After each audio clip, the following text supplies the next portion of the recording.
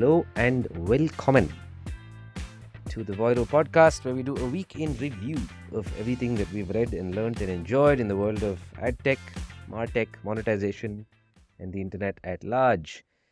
With me, as always, is Kavita Shenoy, founder and CEO of Voiro. What's shaking? We're in a new office, and I'm super excited about it. As am I. We're sitting in a new conference room, recording our third episode. We have our crew here. We've got Leena, Gautam, and Santosh. And we don't have anybody else walking past like we did in our previous office. We had a full glass wall. Unless someone flies past. Yeah, that was Leena's biggest concern. The balcony doors open, and she's worried that something will fly in, not somebody. We're not there yet. It's a new year, it's a new podcast, it's a new office, and you just celebrated your 20th wedding anniversary. Congratulations. Yes. Thank you. Any pro tips? I don't know. I think it's just keep on keeping on, I think. I heard your father-in-law yesterday who said, just try your best. Yeah, try your best. My 87-year-old father-in-law who's like, just try your best. But he has some superstitions. He believes that married couples should have only one blanket. They should share a blanket. Don't have separate blankets. I don't know what that means. There's a little gross coming from him also, but we'll take it. We'll take it. I'll take his advice. He said, try your best and then whatever happens will happen. Yeah, it was fun. It's been a while, right? Since the pandemic, we haven't had any gatherings. I met your mother after a long time. Yeah. And the first thing she said to me was, hello and welcome. So it's a shout out to Vijaya Shenoy.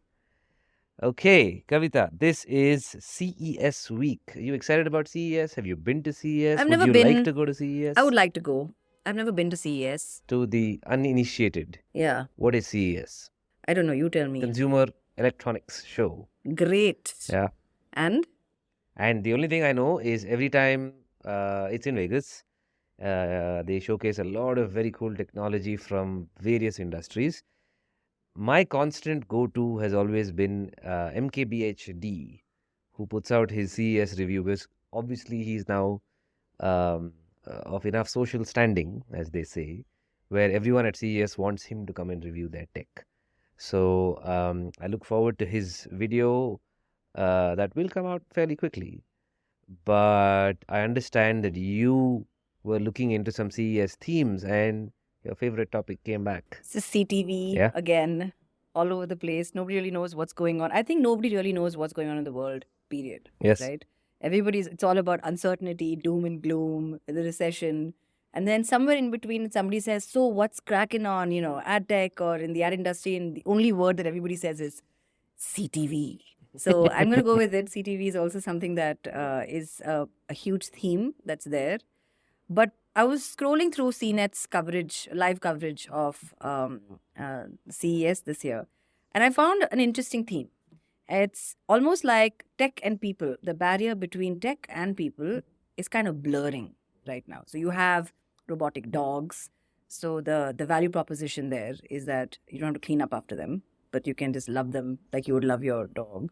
It's like no strings. Then Wasn't there some Japanese version of this many, many years ago? Yes, but that was a very involved one, right? It was I don't know. It was called a Tamagotchi. It was called a Tamagotchi, where you have to like look after this wailing, crying thing online. I like them real dogs, real dumb dogs. Yeah. Well, but it sounds like tech and the barrier between tech and people are definitely is definitely dissolving. Cars that talk, cars that change color, and all of this, there are second order effects of all of this, which means that chip manufacturers have to do a lot more to support all this. I'm excited about the improvements in VR tech that's coming in. You want to talk about it? Yes. So one reason I would have loved to be at CES, in addition to everything we would have seen about our industry, is virtual reality and augmented reality. Peter Kafka's Recode Media podcast this week focuses exclusively on Apple's upcoming VR headset, or AR headset. Apparently no one's seen it, but there are a few people who've been given access and have gone in and tried it out, and rumor has it that they're going to release it later this year at one of their keynotes. I'm It's excited. very interesting to see, because the way they described it, and I'm sure a lot of this will get showcased at CES, VR is probably the key component of the metaverse. But most metaverse applications, including Matthew Ball's wonderful book, which we all read last year, talks about gaming, exclusively focuses on gaming. But Apple does not talk about gaming at all, which is quite surprising. So the upcoming Apple VR headset is very un-Apple-esque because it, first of all, only talks about business use cases, telepresence, things like that. But it also has a battery that you have to wear on your hip with a wire that connects to the headset, which also apparently is very non-Apple-esque. Sounding a little like 1990s, right? Yeah, but apparently because of the computational requirement, you're wearing a computer on your head. And so it requires a lot of battery power. And you might want to change it, and swap it out, and do multiple things. I would expect like Apple to sort of plug into our human But I didn't know. kinetic energy. I didn't know, and I might learned say. this on the on Peter Kafka's podcast, that VR headsets, unlike any other piece of wearable tech, has to adjust itself because all of us have different spacing between our eyes. Yeah, like when you test out for glasses, haven't they? Have you? Do you ever have? Do you have prescription glasses? I have perfect vision. Oh, yeah, right. I've seen you wear some glasses for some blue light cancellation. But anyway, when you have prescription glasses as well, they actually take in, they adjust for where your eyes are placed, and so your focal points are different. So I would assume that that is going to be something. But the VR headsets apparently automatically adjust themselves. But what's interesting to me again is advertising in the VR world. If the tech isn't fully there, then the content and ads ecosystem usually lags behind a little bit. But I'm hoping that CES this year will tell us more about where the VR world is. And if Apple releases a headset this year, it'll probably be Does it one have that's, haptics, or does it have these like toggles that you have to use? Because I want haptics. I want to just be in a room where I can just wear this VR and go for a walk in a forest. It'd be cool. Let's hope It'd it be happens. so cool. But I'm interested to seeing I'm interested in seeing how the ads ecosystem catches up. Why are you slurring, man? I don't know. What did you do last night? I don't know. Anyway, so what you're saying is that this is the year of CTV. Yes, it is a year of CTV. This is just at the end of it, the bottom line is CTV, right? That's all we got to think about. But I also was, reading this whole CNET article, and chip tech is also becoming a big deal, right? And I told you I found this word really cute. So AMD is obviously increasing the power of these of their chip tech, and they've got these new things which include CPU and GPU chiplets. Chiplets. That was so cute. Chiplets sound really, really cute, but these are going to become really important.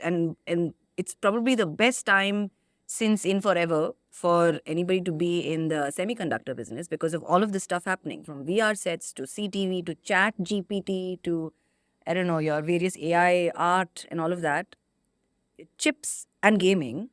This whole semiconductor space is going to take it's going to balloon. And there's going to be a lot more innovation over here because all of this stuff is passing through your semiconductors, right? Your All chiplets. Your chiplets. The chiplets. Yeah. How cute. It reminds me of the fintech company Setu, who talked about sachetized financial products. Oh my gosh. How you can insure your cab ride for 2 rupees. It's a cute little insurance product. Well, it makes me think of Lux in a packet. Yes. Right? Your low unit packs. Sunsilk Yeah, sachets. Well, yeah, I use them. At least it's stuck in your brain. Yeah. Like chiplets have now. Sure is. Okay. I wrote about something on LinkedIn, not Netflix, this week about Netflix and sport. So Marion Ranchet, if I'm not mistaken, that's how it's pronounced, is someone I follow and very much like to read what she writes on LinkedIn. And she was talking about the year of Netflix and sport, but how it's going to be fundamentally different.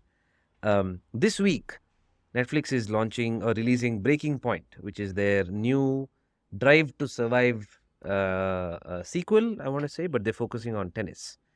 And this was also the year where tennis went through its own ups and downs because there was a lot of drama behind the scenes with Novak Djokovic and the COVID vaccine and why he was shut out of a couple of tournaments, as well as Wimbledon, where a lot of the Russian players were asked to not come. So also people retiring. Yeah. At the ripe age of 25. Yeah. Ash Barty. The point is, one, I'm excited to watch the show, And there's two more coming up, one about the Tour de France and one about golf, which has also gone through its own upheaval thanks to Live Golf and everything that took place with Phil Mickelson and Greg Norman, if I'm not mistaken. But Drive to Survive, the original series, catapulted the Formula One ecosystem. It was the top 10 show in at least 56 countries. It gave a huge premium to Formula One rights. In fact, a lot of people said that Formula One should have paid Netflix for what they ended up offering to the sport. But ESPN last year paid $85 million a year for Formula One rights, whereas the previous year it was issued at $5 million. So that's 15 times, more than 15 times. Reed Hastings in the Deal Book conference famously said, and I think Marion was talking about the fact that we're not going to forget about this. He said that he's not anti-sports, he's just pro-profit. And so Marion has this interesting take on this where she said, Netflix should do the following things. Invest more in sports docu-series, create a separate bespoke sports section, maybe live stream some sports in partnership with folks like DAZN, or maybe bundle themselves with regional sports OTTs, which are, of course, huge in the US with college sports and school sports and stuff like that. And also, if they're getting into games, create franchises that are tied to big sports leagues.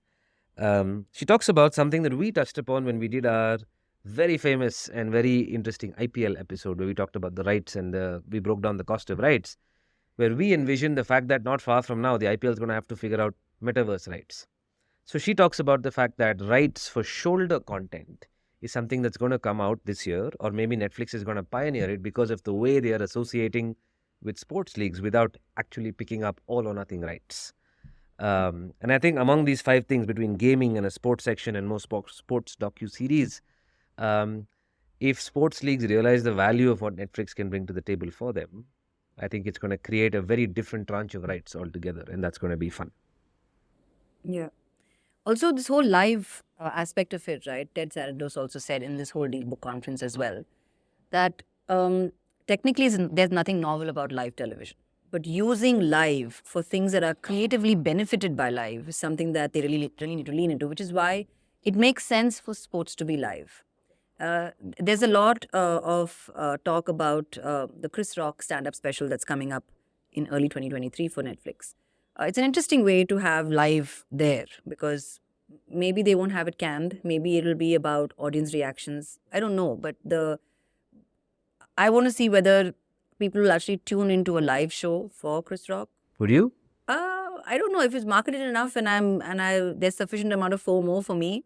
Maybe, right? Because maybe I want to be up to date with what's going to happen, on Twitter or any other kind of, popular opinion that comes up from this from the show. It'll be interesting to see, right? From a sports perspective, I don't know whether Netflix is the place to be for sports in general. But shoulder content, tell me more. What do you think? What do you think could be like some examples of shoulder content that if you were in Netflix, you would probably produce, say, for the NBA or I would think that or the NFL.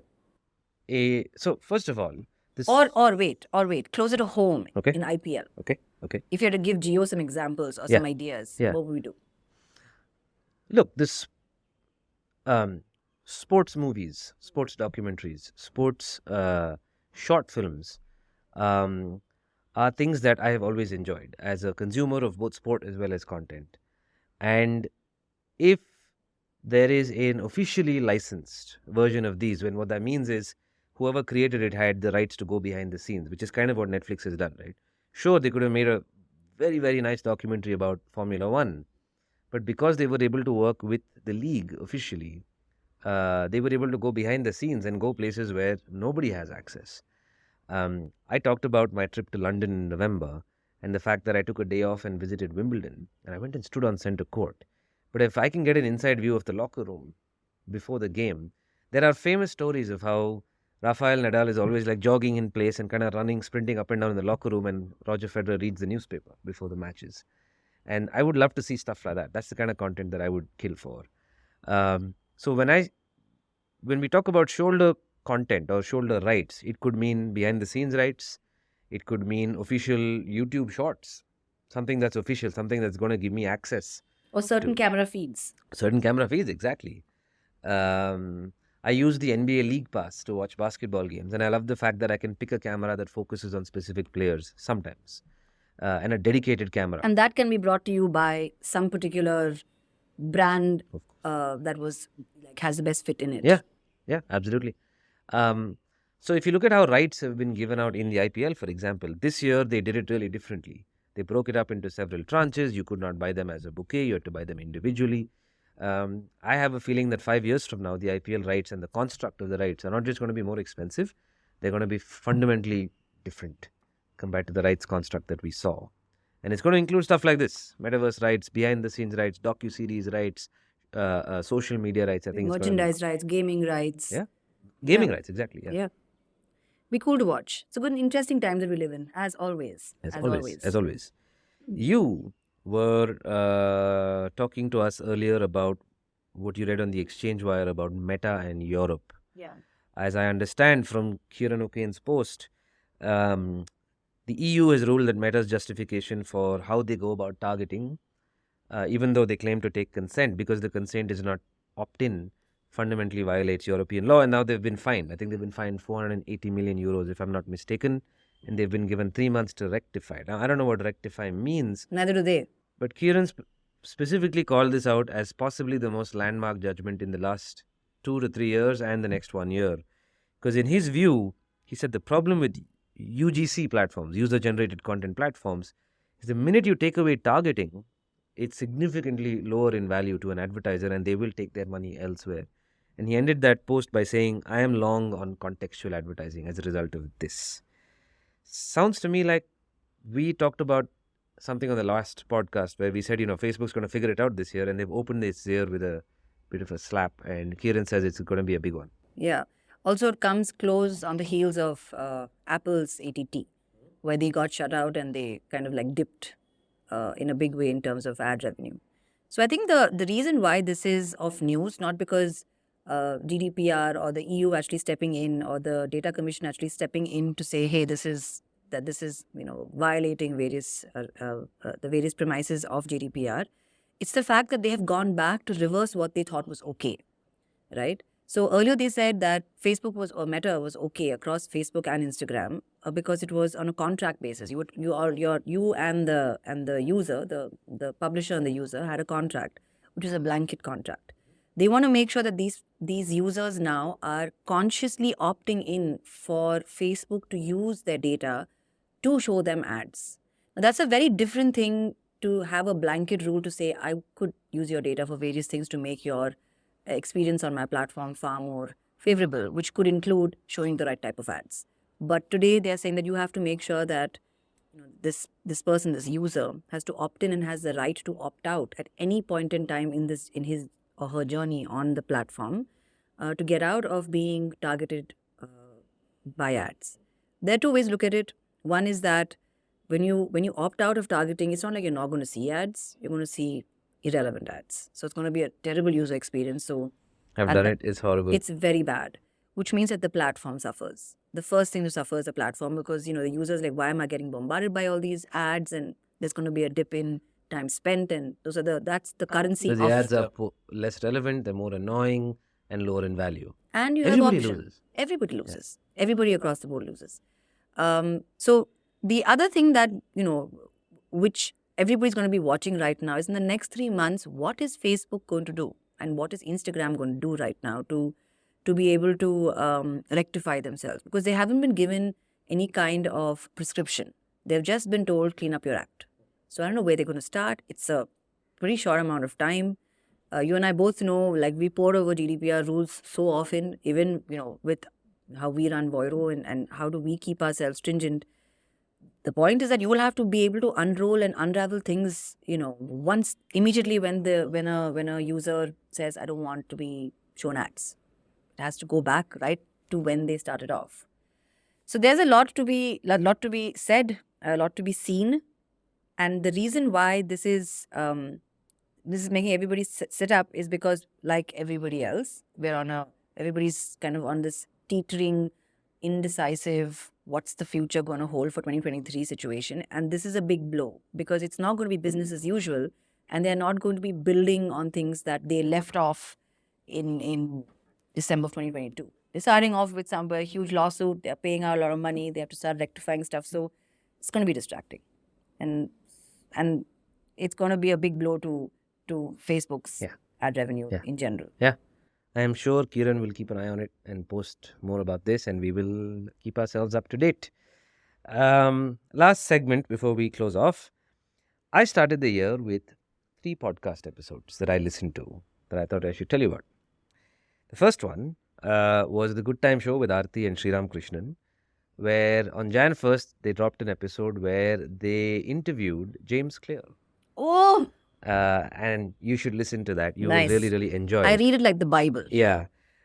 He didn't get into the book itself, but he talked about various techniques that he used that resulted in the book being so successful. Everything from positioning to distribution. It's almost a masterclass in running a startup. And he's also a very, very interesting speaker, as one would expect after having read his book. And of course, you have made the entire company read his book. Yes. I have it on my phone, on my Kindle. I have a hard copy, and I have it on my Kindle, Yeah. the device. Yeah. And it's almost like I open it up to any page, and it has Yeah. it has something for me every day. I would suggest you listen to that episode. It's a really, really cool interview.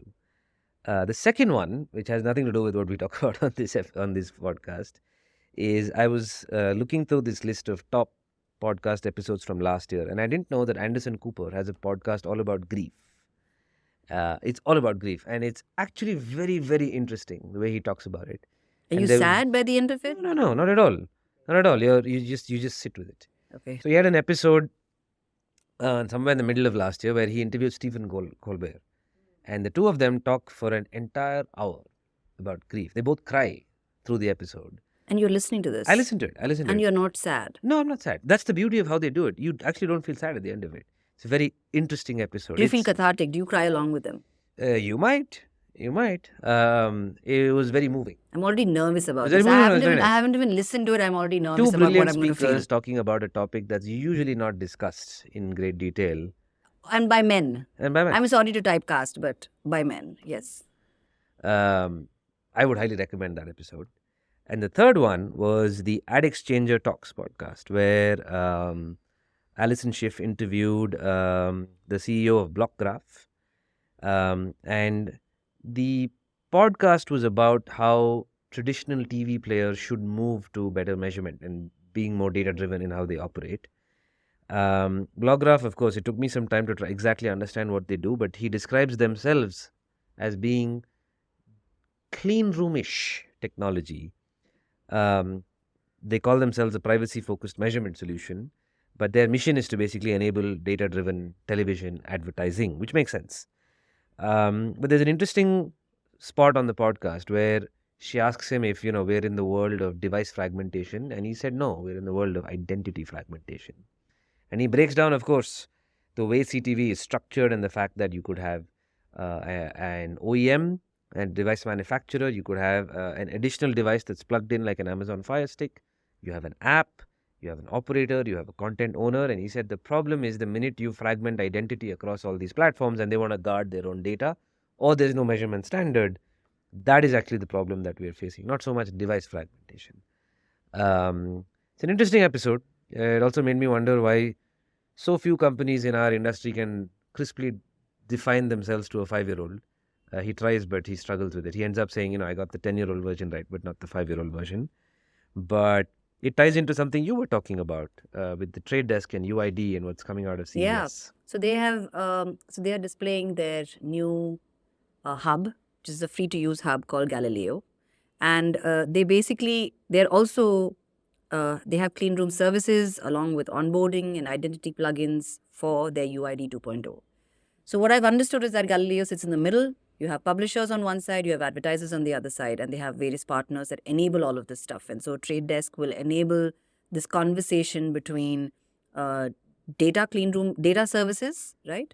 Like a Snowflake with a publisher, like Washington Post, and an advertiser like, say, P&G.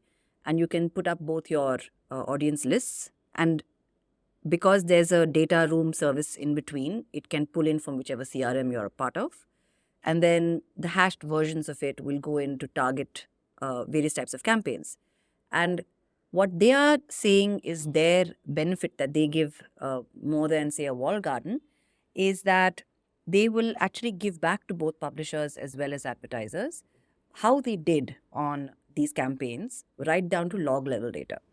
Oh, that's interesting. Okay. Yeah. Which is not available otherwise. And it's Right? also hard to It's process. hard to process. Okay. So As we there have is seen. there, yeah, I mean it's a wait and watch game because the wall gardens don't do it because wall gardens are across like huge amounts of data. They're more B2C and all of that. And this is more of a B2B space. So I'm assuming that it's far lesser data and there's far lesser legacy information over there.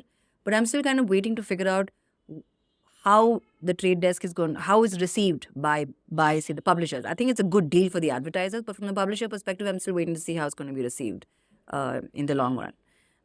Speaking of measurement and identity and things like that, I was also reading this